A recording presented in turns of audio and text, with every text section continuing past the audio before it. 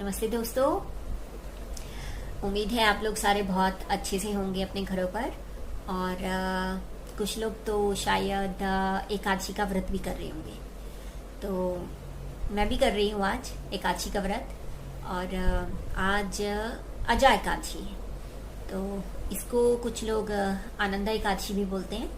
तो ये एकादशी है आज। और एकादशी तो शायद आप लोगों को मालूम ही होगा कि 11th डे पर एकादशी आती है महीने में, लूनर मंथ में। और 2 एकादशी रहती है, तो साल में 24 एकादशी हो गई। सो हर एकादशी की अपनी अपनी कथा है, मतलब अपनी अपनी इम्पोर्टेंस है। सो बेसिकली एकादशी का जो व्रत है वो भगवान विष्णु के लिए किया जाता है, उनके साथ प्रेम बढ़ाने के लिए। सो मोस्टली जो भक्त लोग हैं वो मेनली वैष्णव, वो सब एकादशी का व्रत करते हैं। तो इसकी स्पेसिफिक टाइमिंग्स होते हैं। नेक्स्ट डे का पारण का टाइम हर बार अलग अलग होता है, तो उसी हिसाब से आपको व्रत जो है रखना पड़ता है। तो नॉर्मल व्रत है, कोई खास ऐसा नहीं है कि बिल्कुल खाना पीना नहीं है, उस तरीके का। खा पी सकते हैं, जैसे आप नवरात्रि के व्रत में करते हैं, आप उसी तरीके से ये वाला व्रत करेंगे।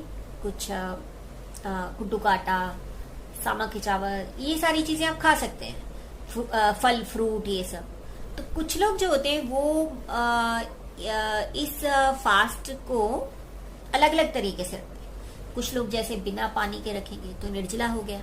कुछ लोग सिर्फ फल वाला करेंगे तो वो फलाहारी हो गया।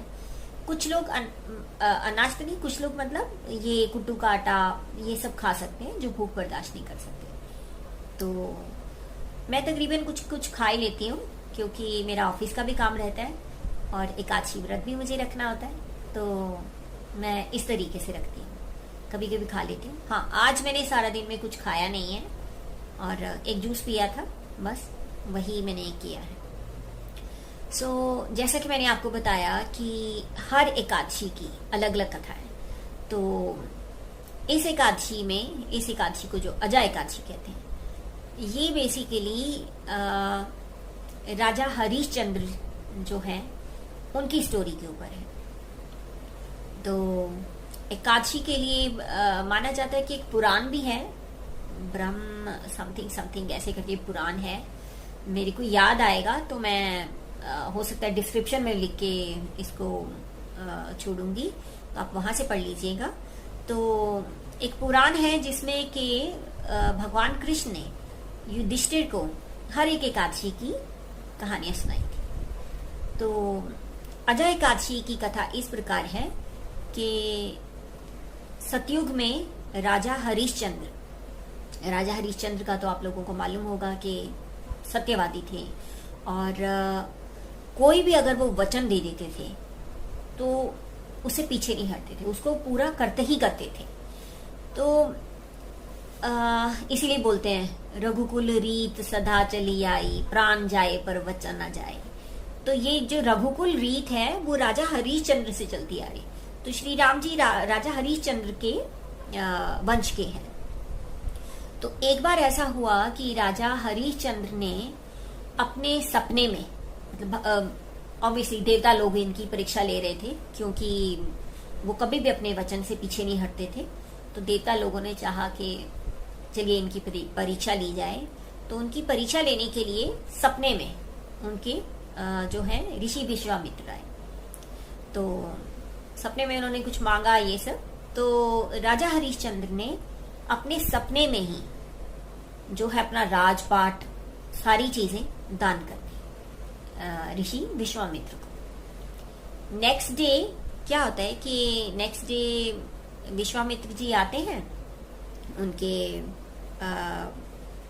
महल में, और वो उनसे कुछ स्वर्ण मुद्राएं मांगते। तो अब राजा बोलते हैं कि सब कुछ आपका, आप कुछ भी ले सकते हैं, आप ये सब ले जाइए। तो उन्होंने कहा कि ये सब तो ऑलरेडी आप मुझे दे चुके हैं, सपने में आपने मुझे दिया, आपने वचन दिया, ये सब तो ऑलरेडी आप मुझे दे चुके हैं। तो जो ऑलरेडी मेरा है और दान किया हुआ, उसको आप दोबारा कैसे डोनेट कर सकते हैं? तो अब राजा हरिश्चंद्र जो थे वचन के बहुत पक्के थे, तो उन्होंने क्या किया कि अपनी पत्नी और अपने बेटे को उन्होंने उनको बेचकर जो भी चीजें वगैरह मिली वो ऋषि विश्वामित्र को दी, और खुद जाकर एक चंडाल के यहाँ पर काम करने लगे। तो चंडाल जैसे you can say dog eaters, ठीक है, वैसे होते हैं वो चंडाल जो क्या बोलते हैं उसको, ग्रेवयार्ड, नॉट ग्रेवयार्ड, जो जहाँ पर शमशान घाट, शमशान, तो वहां पर वो काम करते थे। तो अब एक बार ऐसा हुआ कि थोड़ा टाइम बीतता गया, वहां पर वो काम करने लग गए और बहुत दुख सहे उन्होंने कि ऐसी जगह पर काम करना, राजा होकर, और भगवान का नाम लेने वाले राजा हरिश्चंद्र वो ऐसी जगह पर काम कर रहे हैं। तो परीक्षा ही थी उनकी ये। तो खैर वो करते रहे और दुखी भी होते थे।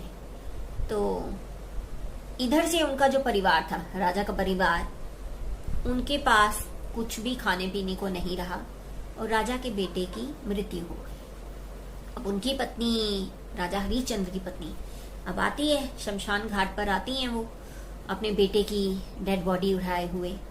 तो इधर से जो राजा हरिश्चंद्र हैं वो एक गार्ड के रूप में वहां पर सर्विस करते थे चंडाल के यहाँ पर। तो क्योंकि चंडाल ने उनको कहा था कि जो भी आएगा शमशान घाट में मृत शरीर को जलाने के लिए, तो उसे कुछ टोकन मनी आपको लेना पड़ेगा, मतलब फीस कुछ वो लेनी पड़ेगी आपको। और क्योंकि ये बहुत पक्के थे हर चीज के, रूल्स के और वचनों के, तो जब इनकी खुद की वाइफ आई और अपने बेटे का मृत शरीर लेकर उसको जलाने के लिए उनके पास पैसे नहीं थे, तो राजा हरिश्चंद्र ने उनसे भी पैसे मांगे कि जब तक आप पैसे नहीं देंगे आप अंदर इसकी डेड बॉडी नहीं जला पाएंगे। तब राजा की जो वाइफ है, रानी, ने क्या किया कि अपनी साड़ी का पल्लू फाड़कर उनको तब दिया था। इससे पहले जो है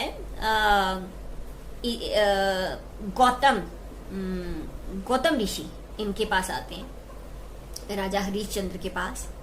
तो और देखते हैं कि राजा हरिश्चंद्र बहुत दुखी हैं। तो वो गौतम ऋषि से बोलते हैं कि ऐसे करके मैं बहुत दुखी हूँ और मुझे नहीं समझ में आ रहा है कि मेरे साथ क्या, तो आप मुझे कोई हल बताइए, ऐसा बोलते हैं वो गौतम ऋषि को।